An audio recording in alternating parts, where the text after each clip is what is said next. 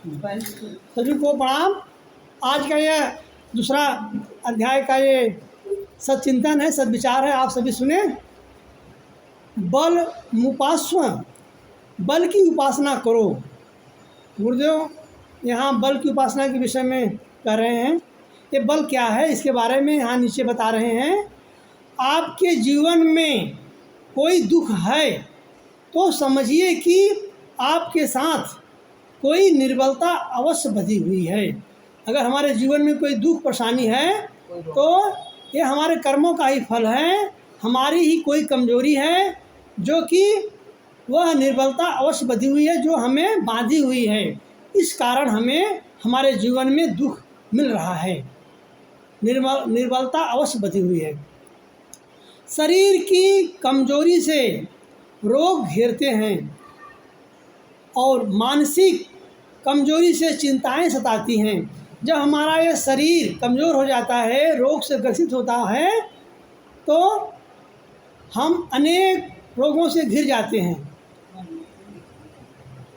मानसिक कमजोरी से चिंताएं सताती हैं। शरीर कमजोरी से रोग घेरता है और मानसिक कमजोरी से चिंताएं सताती हैं। अपनी बौद्धिक क्षमताएं दुर्बल पड़ी हो तो यह निश्चित है कि आप पराधीनता के पास में जकड़े होंगे। गुरुदेव कहते हैं कि अगर आपकी मानसिक कमजोरी से चिंताएं सताती हैं, लिखते हैं कि अपनी बौद्धिक क्षमताएं दुर्बल पड़ी हों तो वह निश्चित है कि आप पराधीनता के पास में जकड़े होंगे। क्या? बौद्धिक क्षमताएं दुर्बल पड़ी हों तो अपनी उन्नति के लिए किसी और की गांठ टटोलते रहे होंगे। आप अपनी उन्नति के लिए किसी और की गांठ टटोलते रहे होंगे। सांस्कृतिक, सामाजिक और राष्ट्रीय दृष्टि से जो जातियां संगठित नहीं होती, गुरुदेव कहते हैं यहाँ पे, गुरुदेव लिखते हैं कि सांस्कृतिक, सामाजिक और राष्ट्रीय दृष्टि से जो जातियां संगठित नहीं होती उन्हें ही बाहरी आक्रमण सताते हैं। अगर हम एक नहीं रहेंगे तो सब हमें परेशान करते हैं। प्राचीन काल में भी ऐसी कथाएं हैं कि विदेशी हमारे ऊपर तभी आक्रमण किए हैं और हमारे ऊपर तभी विजय प्राप्त किए हैं जब हम एक नहीं हैं। जब हम मतभेद में घिर जाते हैं तो हम दुर्बल हो जाते हैं, तो हमें चारों तरफ से परेशानियों का सामना करना पड़ता है और हमें पराजय की मुख देखना पड़ता है। इसलिए हमें हमेशा एक होके रहना चाहिए। कैसी भी हों दुर्बलताएं, कैसी भी हों दुर्बलताएं ही नारकी यंत्रणाओं का कारण होती हैं। गुरुदेव कहते हैं कि कैसी भी हो दुर्बलताएं, कैसी भी हों दुर्बलताएं ही नारकी यंत्रणाओं का कारण होती हैं। इसलिए निर्बलता पाप है। इसलिए कमज़ोर मतफुट होकर रहना यह जो है पाप है। निर्बलता हमारे जीवन में एक पाप है। इसलिए हमेशा हमें मिलजुल के रहना चाहिए, मतफुट होकर नहीं रहना चाहिए, नहीं तो उसका जो दंड जो है हम सबको मिलता है। पापी व्यक्ति की तरह निर्बलों को भी पृथ्वी पर सुख से जीने का अधिकार प्रकृति नहीं देती। यहाँ गुरुदेव कहते हैं कि गुरुदेव लिखते हैं कि पापी व्यक्ति की तरह, जैसे पापी व्यक्ति को कभी सुख नहीं मिलता जीवन में, वैसे ही निर्बलों को भी पृथ्वी पर सुख से रहने का अधिकार प्रकृति उनको नहीं देती है। हाँ, प्रकृति नहीं देती, ईश्वर नहीं देते। प्रकृति माने ईश्वर प्रकृति भगवान, तो उनको जीवन जो सुख से जीने की अधिकार नहीं देती। आगे गुरुदेव लिखते हैं कि ऐश्वर्य की इस संसार में कोई कमी नहीं है। संसार में ऐश्वर्य की कोई कमी नहीं है। संपदाएं और विभूतियाँ पग पग पर बिछी पड़ी हुई हैं।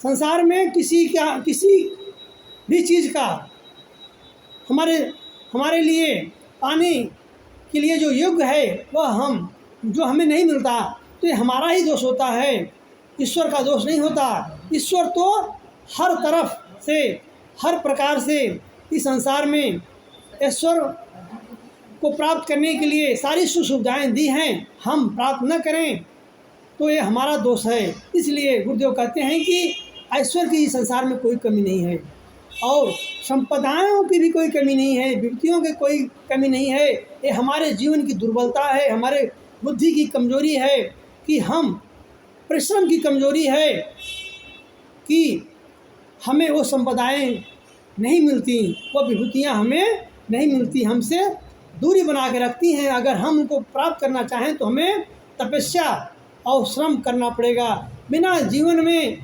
तपस्या परिश्रम के इस संसार में हमें कुछ भी प्राप्त नहीं होता। इसलिए गुरुदेव कहते हैं कि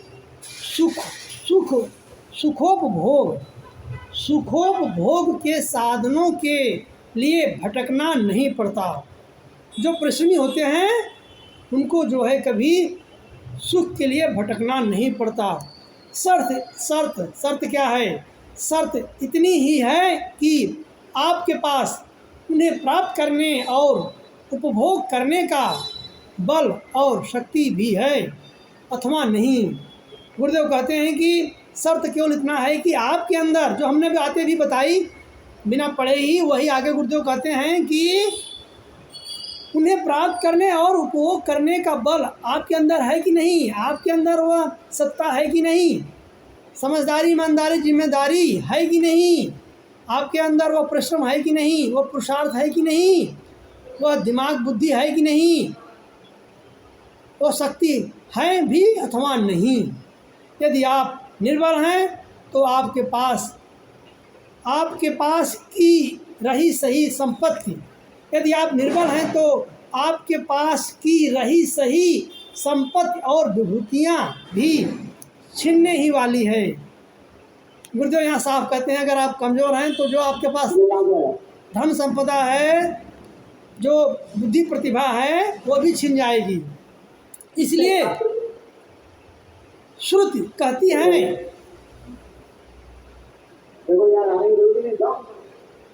इसलिए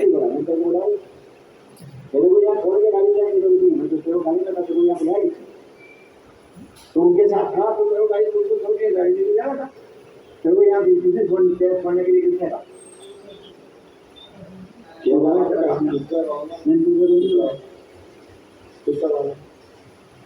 इसलिए श्रुति कहती है बल मुपास्व, अर्थात बल की उपासना करो। शक्ति के अभाव में ही पाप पनपते हैं। इसलिए यदि आप शक्तिशाली नहीं हैं तो कितने ही ईश्वर भक्त क्यों ना हो, पाप की वृद्धि के आप भी भागीदार हैं। गुरुदेव कहते हैं कि इसलिए यदि आप शक्तिशाली नहीं हैं तो कितने ही ईश्वर भक्त क्यों ना हो, पाप की वृद्धि के आप भी भागीदार हैं। यह जो है आज का सद्विचार था।